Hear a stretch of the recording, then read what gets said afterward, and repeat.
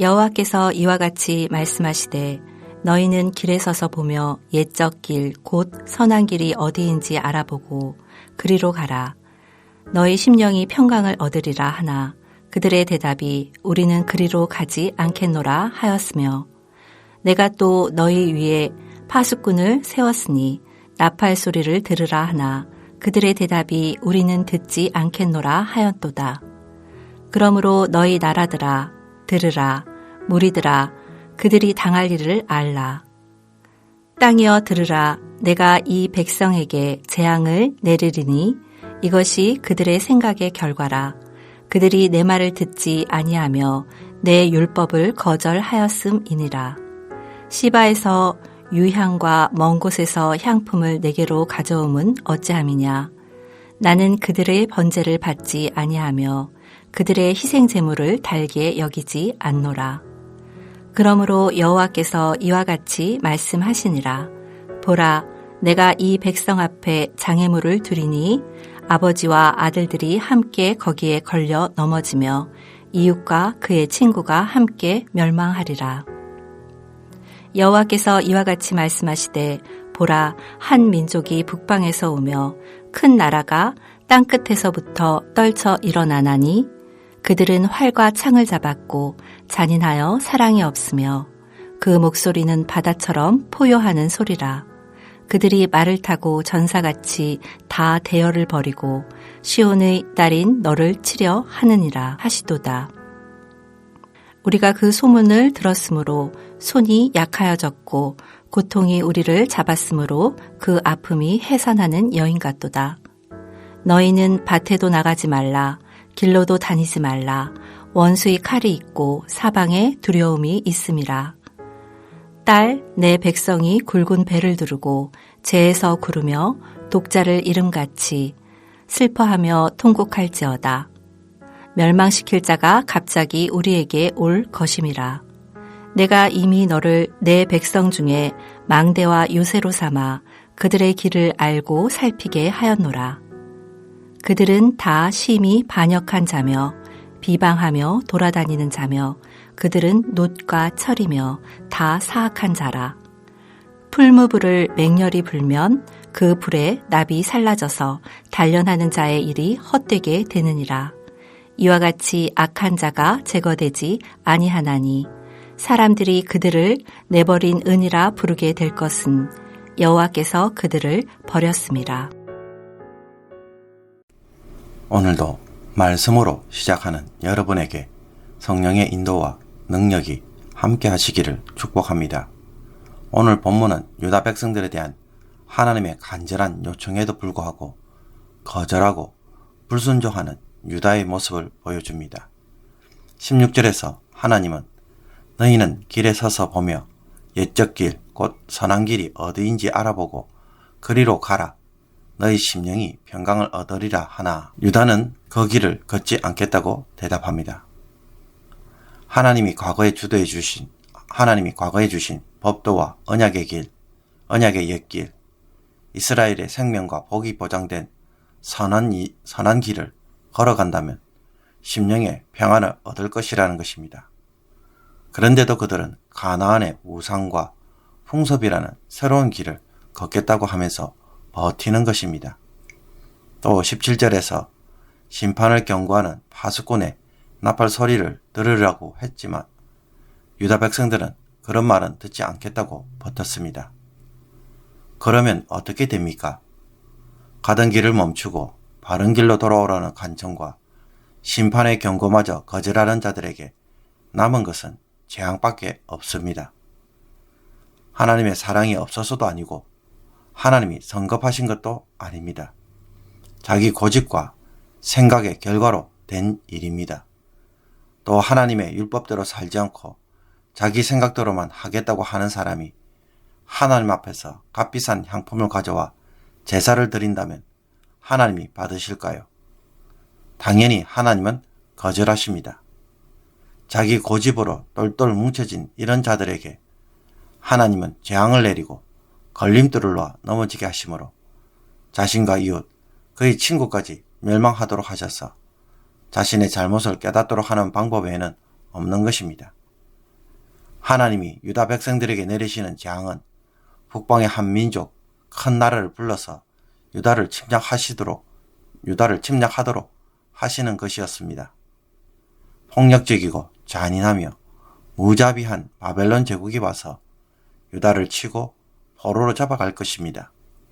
그 고통은 해산하는 여인처럼 외동아들을 잃어버린 부모의 심정처럼 통곡하게 될 것입니다.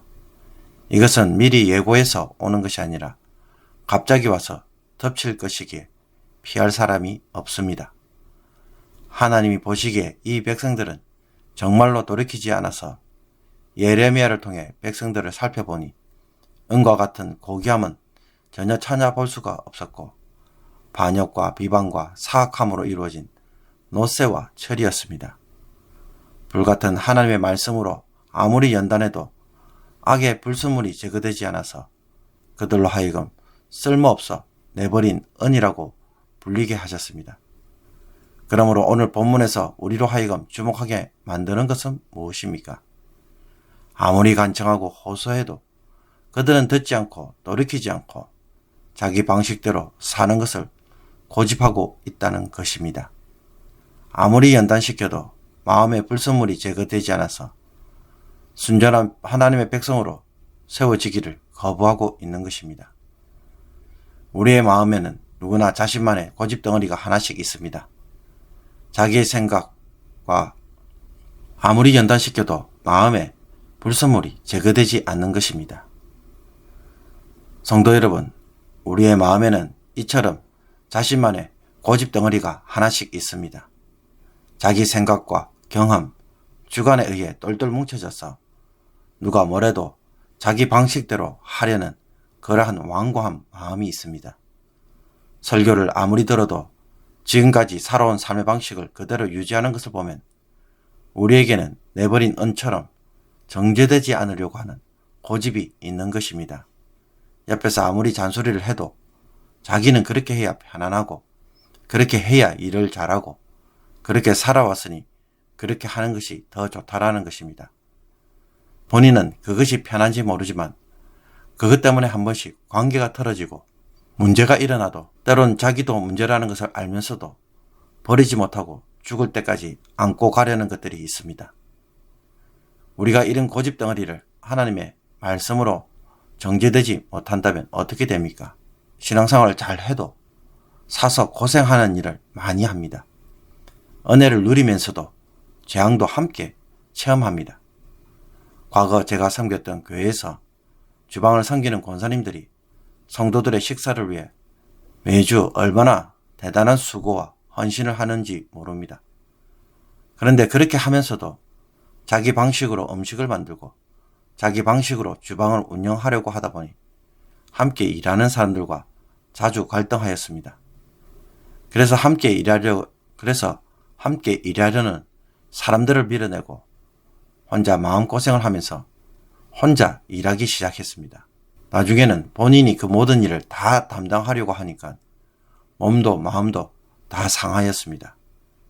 누가 문제일까요? 땅이여 들으라. 내가 이 백성에게 재앙을 내리니 이것이 그들의 생각의 결과라.